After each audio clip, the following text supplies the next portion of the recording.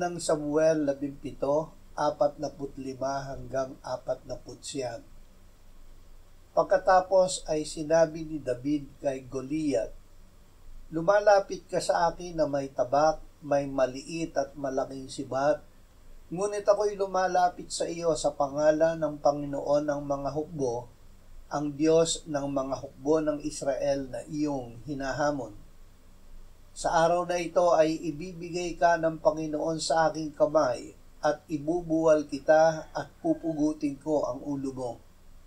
Ibibigay ko ang mga bangkay ng hukbo ng mga Pilisteo sa mga ibon sa himpapawid at sa mababangis na hayop sa lupa sa araw na ito, upang malaman ng buong lupa na may Diyos sa Israel, at upang malaman ng buong kapulungang ito na hindi nagliligtas ang Panginoon sa pamamagitan ng tabak o ng sibat.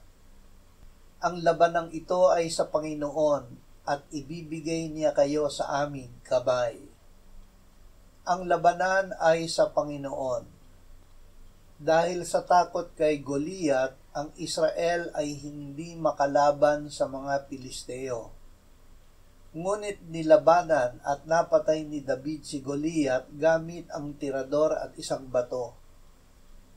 Nagtagumpay si David dahil ang labanan ay hindi sa Israel o kay David. Ang labanan ay sa Panginoon.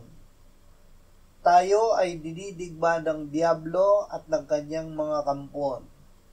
Ngunit tayo ay makakalaban at magtatagumpay dahil ibinibigay sa atin ng Diyos ang kanyang lakas. Magagamit natin ang kapangyarihan ng Diyos sa pamamagitan ng pananampalataya.